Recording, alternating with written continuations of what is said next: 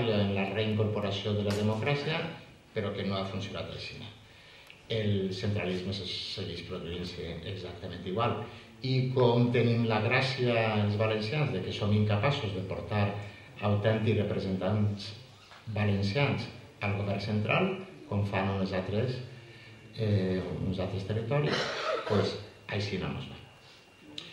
L'ortografia, entrant ja en l'apartat final, l'ortografia, per definició, és un sistema gràfic que pretén reflexar per escrit el llenguatge parlat.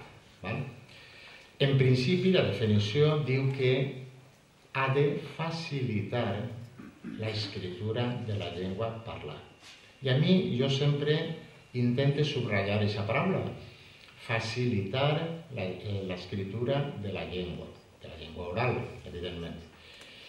Perquè, clar, no té ningú sentit que tu hagis de dependre 3.000 milions de normes ortogràfiques per a poder escriure.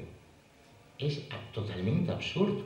Mireu, tots els anys en França hi ha una polèmica cada volta que comença el curs, hi ha una polèmica que ja va sent hora de que se modifiqui l'ortografia, perquè és que, clar, se queixen de que el xiquet en França ha de dependre dues llengües, una la llengua parlada i una altra molt diferent, la llengua escrita, que en moltes coses no té res que veure en la llengua parlada. Clar, se queixen els pares, se queixen els xiquets, se queixen els professors, se queixen... I tots els anys apareix la polèmica cada vegada que comença el curs. Clar, és simptomàtic, evidentment, del divorç, d'un divorç important entre el sistema parlat i el sistema escrit. Cosa que és totalment absurda. Anem a veure.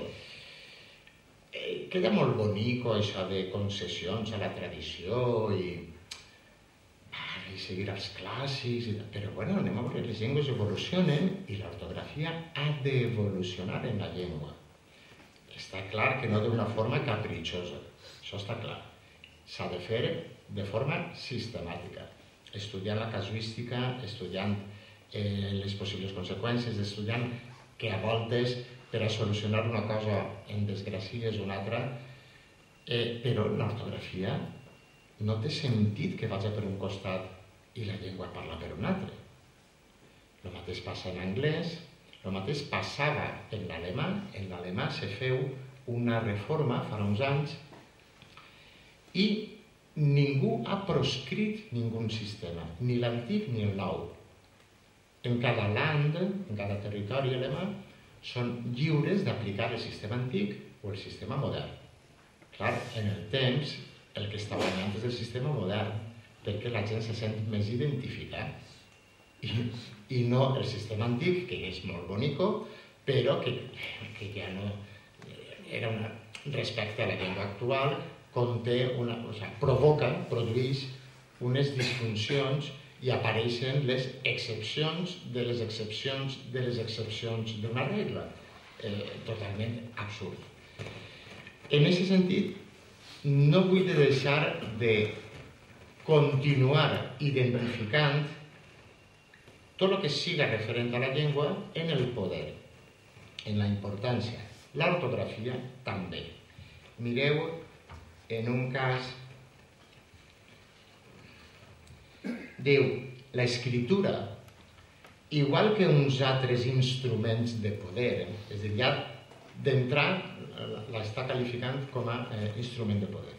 L'escriptura, igual que uns altres instruments de poder, està al servici dels que s'apoderen d'ella.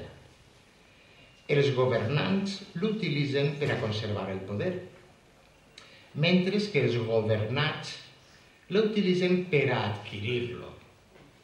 Aixina, les minories someses ben sovint volen que les seues llengües s'escriguen en un sistema que semble el més possible al que utilitzen els seus governants, siga o no adequat des del punt de vista tècnic per a representar la seva llengua, per a compartir el prestigi del sistema d'escriptura dels governants. Això ho diu Cooper, un lingüista anglès o nord-americà, no ho recordo molt bé. És a dir, l'ortografia és també un altre element de poder que ve associat a l'estratificació social, de manera que tu, per a poder adquirir, per a poder aplegar a aquest nivell, una de les formes és utilitzant els mateixos instruments, en aquest cas l'ortografia. La funció d'una ortografia és la de... L'ortografia forma part d'un concepte molt més ample que es denomina codificació. Codificació i normativització. En aquest cas venen a ser, per a lo que a mi m'interessa, venen a ser sinònimes. Codificar i normativitzar és dotar a una llengua dels instruments bàsics i necessaris per a que tots els usuaris ens puguem expressar en la mateixa línia. Després, per escrit. Després, en el carrer, en casa, en el poble, en la universitat, podem parlar de maneres diferents i és el que li dona la riquesa a la llengua. No hem de fugir de les formes dialectals, no hem de fugir de les formes a nivell de sociolecte, a nivell d'estratificació social. No, perquè això és el que li dona color a la llengua. Les expressions populars, utilitzades en el seu moment adequat, la fan més expressiva, les expressions, termes i manifestacions més cultes donen en un altre moment determinat a un context, el doten d'una major precisió. És a dir, cada moment, cada lloc, cada situació requereix una manera d'expressar-se. Però el que està clar és que a l'hora de manifestar-nos per escrit necessitem una codificació, una reglamentació que siga comuna per a tots. Evidentment, hem de ser un exèrcit en aquest sentit i dependre un poc de l'enemic. El catalanisme apenas fa ulles precisament perquè se comporten com un exèrcit. Ells acaten la norma i no estan qüestionant-la contínuament. I no uns escriuen d'una manera i altres d'una altra. No, anem a veure. En València, si volem dignificar la llengua, un dels mètodes, una manera de dignificar-la, evidentment la primera de totes és parlar-la, això està clar, però després és dependre a escriure-la i a escriure-la bé i no de forma capritxosa. Per tant, forma part l'ortografia d'aquest complex que pretén regular la gramàtica, la morfologia, la fonètica i l'escriptura. L'ortografia és una d'elles. Per a què serveix en últim determini? Per a dignificar-nos.